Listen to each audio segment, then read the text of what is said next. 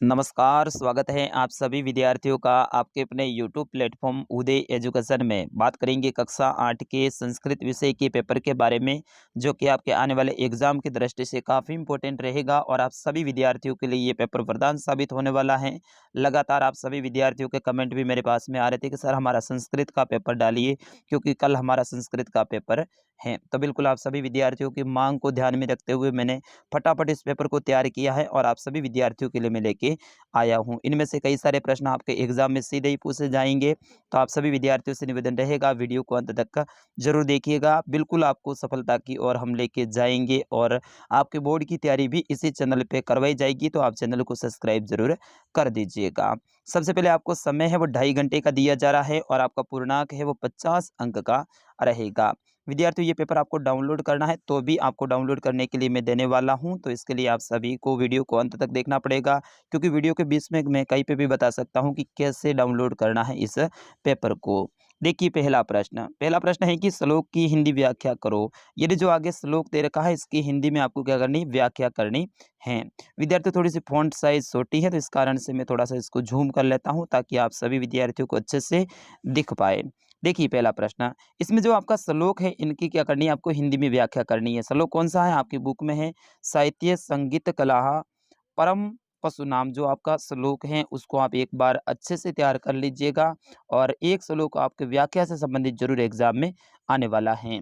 प्रश्न संख्या 2, प्रश्नानाम एक पदे न उत्तरम लिखत, यानी आगे जो प्रश्न दे रखे हैं उनको आपको एक शब्द में उत्तर लिखना। एक पदेन का मतलब होता है एक शब्द में उत्तर लिखना है। तो इसमें पहला देखिए, केन स मानवस्य आवश्यकता परिवर्ते, यानी कौन है वो मनुष्य की आवश्यकता में परिवर्तन करता है। तो बिल्कुल इसमें आपका जो उत्तर रहेगा वो रहेगा काल परिवर्तनैन, यानी समय के साथ में है मानव अपनी आवश्यकता में पूर्ति करता है। तो इसमें आपका उत्तर रहेगा काल परिवर्तनैन, ठीक है ना। अगला देखिए, प्रश्न संख्या ब, इसमें दूसरे में स्वीकीय साधनम की भवती, स्वीकीय साधनम की भवती, यानी आपका साधन है वो क्या है। तो आपका साधन क्या है, बल है, यानी अपन कह सकते हैं शक्ति है। तो इसका सही उत्तर हो जाएगा स्वीकीय साधनम की भवती, तो इसमें हो जाएगा बलम, बलम, ठीक है। अगला है कि व्यादस्य नाम किम आसित, यानी व्यादस्य नाम है वो किसका था। तो व्यादस्य नाम है वो संचलम आसित, यानी संचल नाम था, ठीक है ना। तो इसमें आपका जो सही उत्तर रहेगा वो रहेगा संचल, ठीक है। ये आपका सही उत्तर रहेगा। अगला देखिए, द अयम वसुंधराम किम मन्ये, यदि हम वसुंधरा को क्या मानते हैं, तो हम उनको मानते हैं कुटुंबकम, ठीक है ना। तो इसमें आपका सही उत्तर हो जाएगा कुटुंबकम। तो ये सारे के सारे प्रश्न आपके एग्जाम की दृष्टि से इंपॉर्टेंट रहेगा। अगला है ये, अस्माकम देशे कति राज्यानाम संति, यानी अपने देश में कितने राज्य हैं। तो अपने भारत में कितने राज्य हैं, 28 हैं। तो ऐसे 28 डायरेक्ट नहीं लिखना है, आपको संस्कृत में लिखना है। अब संस्कृत में कैसे लिखेंगे 28 को, तो 28 को लिखा जाता है अष्टविंशति, ठीक है ना। क्या लिखा जाता है, अष्टविंशति, ठीक है ना, अष्टविंशति। तो इस तरह से आपको लिखना है। प्रश्न संख्या 3, प्रश्नानाम पूर्ण वाक्यन उत्तरम लिखत, यानी जो आगे प्रश्न दे रखे हैं इनके जो उत्तर हैं आपको पूरे वाक्य के अंदर लिखने हैं। इसमें पहला देखिए, श्रृंगाल कुत्र पलायति, यानी श्रृंगाल हैं वो किधर जा रही थी। तो श्रृंगालम दूरम पलायति, यानी वो दूर जा रही थी। तो इस तरह से आपको लिखना है। ब देखिए, जलम पीत्वा व्याघ्र किम अवदत्, तो जलम पीत्वा व्याघ्रे किम अवदत्, तो इसका सही आंसर हो जाएगा शांत में पिपासा, या फिर अपन कह सकते हैं अयम त्वाम खाद्यश्यामी। इस तरह से आपको इनके उत्तर लिखने हैं, थोड़े से बड़ा उत्तर हैं। अगला है कि आत्मवंश की भवती, आत्मवंश की भवती, तो इसका सही आंसर हो जाएगा आत्मवश सुखम भवती। तो आपको यहाँ लिखना है आत्मवंशम सुखम भवती, सुखम भवती, ठीक है ना। इस तरह से आपको इसका उत्तर लिखना है। अगला है द व्यम कस्या दिशि अग्रेसराम, यानी अपन किस दिशा में आगे जा रहे हैं, या फिर तुम किस दिशा में आगे जा रहे हैं। तो अपना देश के बारे में बोल रहा है।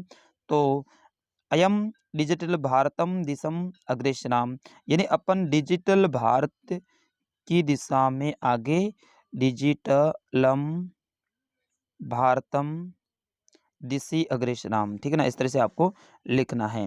प्रश्न संख्या 4 वेरी वेरी मोस्ट इंपोर्टेंट है। विलोम पदानम लिखित, यानी आपको विलोम शब्द लिखने हैं। सुखी का विलोम लिखना है, दुखी होता है। सज्जनम का लिखना है, दुर्जनम हो जाएगा। देशम का लिखना है, विदेशम हो जाएगा। प्राचीनतम का लिखना है तो इसका हो जाएगा आपका नवीनतम। इस तरह से इनके विलोम लिखने हैं। प्रश्न संख्या 5 संख्यावाचक शब्द संस्कृत भाषायाम लिखत, यानी जो आगे संख्या दे रखी हैं इनको आपको संस्कृत भाषा में लिखना है। विद्यार्थियों, संस्कृत में आपको 100 तक गिनती आनी बहुत जरूरी है, क्योंकि आपके बोर्ड के एग्जाम में 100 तक गिनती से संबंधित प्रश्न आएगा, ठीक है ना। तो आपके 5 नंबर का 4 नंबर का प्रश्न आने वाला है। विद्यार्थियों, मैं बार बार आपको बोल रहा हूँ, आप संस्कृत में सारे गिनती है वो याद कर लीजिएगा 100 तक। यानी 65 है, इसको कैसे लिखा जाता है, 84 को कैसे लिखा जाता है, 25 को कैसे लिखा जाता है, 40 को कैसे लिखा जाता है और 10 को कैसे लिखा जाता है। अभी से आपको है ना प्रैक्टिस करना चालू कर देना है, ताकि जब आपके एग्जाम होंगे उस समय पे अगर 65 आता है तो आपको लिखना आना चाहिए। तो देखिए मैं यहाँ पे बता देता हूँ। 65 है, इसको लिखा जाता है पंचषष्ठी। क्या लिखा जाता है? इसको लिखा जाता है पंचषष्ठी, षष्ठी, इस तरह से लिखा जाता है। अब 84 है, 84 को क्या लिखा जाता है? चतवाशीति, ठीक है ना, चतवाविंशति, सॉरी चतवाशीति इसे लिखा जाता है। 25 को लिखा जाता है पंचविंशति, ठीक है ना। 40 को लिखा जाता है चतवाशीत और 10 को लिखा जाता है दसम, ठीक है ना। इस तरह से आपको लिखना है इनके जो संस्कृत भाषा में। अगला प्रश्न है प्रश्न संख्या 6 पर्याय पदानी लिखत, यानी इनके पर्यायवाची शब्द आपको लिखने हैं। कमलम, आखम, इंद्रम, बादलम, इनके आपको क्या करना है? पर्यायवाची शब्द लिखने हैं। अगला प्रश्न है प्रश्न संख्या 7 संधि परिभाषा लिखित, यानी संधि की परिभाषा आपको लिखनी है संस्कृत में। चलिए बढ़ते हैं अगले प्रश्न की ओर। प्रश्न संख्या 8 भवत पितु स्थानांतरणं जातम अतः विद्यालय त्यागस्य स्थानांतरणं प्रमाणपत्राय टीसी स्वस्य प्रधान अध्यापकस्य प्रदान प्रार्थना पत्रम लिखित, यानी आपके पिता का स्थानांतरण हो गया है और आपको अपने विद्यालय स्थानांतरण प्रमाण पत्र का मतलब होता है कि आपको यहाँ से टीसी के लिए एप्लीकेशन लिखनी है अपने प्रधान अध्यापक जी को। अगला प्रश्न है धेनु संस्कृत भाषायाम लघु निबंध लिखित। धेनु का मतलब होता है गाय, तो गाय के ऊपर है ना आपको संस्कृत भाषा में निबंध लिखना है। गाय के बारे में 10-12 लाइनें आपको याद कर लेनी है, क्योंकि ये आपके बोर्ड की परीक्षा में और अर्धवार्षिक दोनों में ही आने वाला है।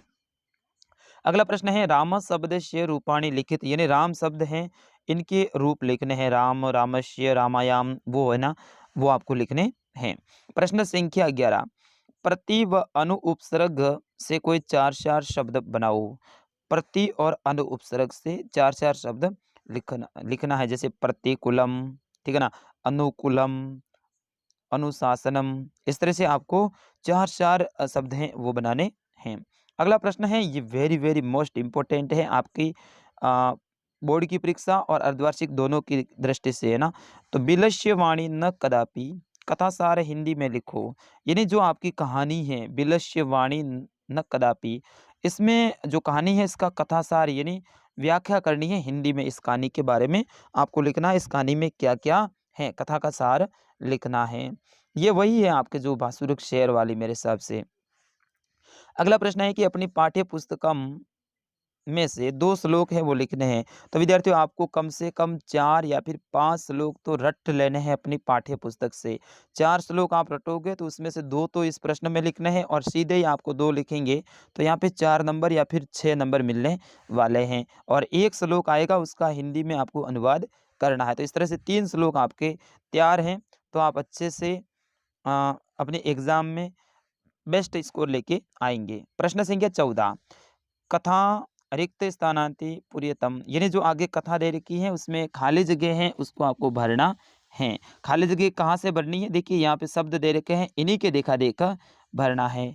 एकस्मिन वने, पहली खाली जगह में क्या आ जाएगा? इसमें कच्छ, कच्छन, ठीक है ना। तो इसमें हो जाएगा कच्छचन। व्याधः जालम विषेतर्थ, फिर यहाँ पे हो जाएगा दूरे। दूरे, दूरे कहाँ है, यहाँ पे देखिए ये आ जाएगा दूसरे में। फिर क्रमस्य आकाशात सपरिवार कपोतराज। कपोतराज के बाद में आपके खाली जगह हैं, इसमें आ जाएगा नीचे, ठीक है, नीचे आगसतम। फिर उसके बाद में खाली जगह से शुरुआत हो रही है, तो यहाँ पे यदा हो जाएगा, ठीक है ना। यदा अपने यहाँ पे देखिए यारा यदा, यदा कपोता तंडुलान अपश्यन। अपशन के बाद में क्या आ जाएगा, इसमें आपको इसमें कहानी है ना वो पूरी पूरी भरनी है, तो एक बार आप तदा आ जाएगा, ठीक है। तदा तेसा लोभे जात, फिर उसके बाद में परम, ठीक है ना, पर।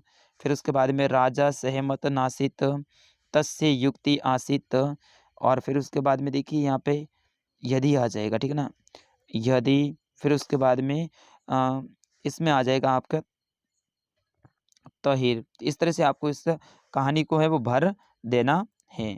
और प्रश्न संख्या 15 है कि सड़क दुर्घटनायाम वर्णनाम कुरुत, यानी सड़क दुर्घटना के बारे में आपको वर्णन करना है इन शब्दों का प्रयोग करते हुए। तो विद्यार्थियों ये था संस्कृत का पेपर, आपने अंत तक देखा, अच्छे से समझ लिया होगा आपके एग्जाम में किस टाइप के प्रश्न आने वाले हैं, ये बिल्कुल आपने समझ लिया होगा। अब विद्यार्थियों इस पेपर को डाउनलोड करना है तो आप सभी को जाना है हमारी वेबसाइट पे, या फिर इसी वीडियो के डिस्क्रिप्शन में मैं लिंक दे दूंगा। वेबसाइट में आपको कैसे जाना है, गूगल में जाके सर्च करना है, बिल्कुल सीधे सिंपल सा नाम है उदय, फिर उसके बाद में स्टडी STUDY, फिर उसके बाद में छोटा सा बिंदु उसको डॉट बोलते हैं, फिर उसके बाद में कॉम। ऐसे जैसे आप सर्च करेंगे तो हमारी वेबसाइट खुल जाएगी, उसके ऊपर राजस्थान जीके या फिर लेटेस्ट पोस्ट का एक ऑप्शन मिलेगा, उसके ऊपर क्लिक करना है। जैसे उसके ऊपर क्लिक करेंगे तो कक्षा 8 संस्कृत पेपर वगैरह नाम दे रखा होगा, उसके ऊपर क्लिक करना है, और उसके अंदर डाउनलोड करे का एक ऑप्शन आएगा, उसके ऊपर जैसे आप क्लिक करेंगे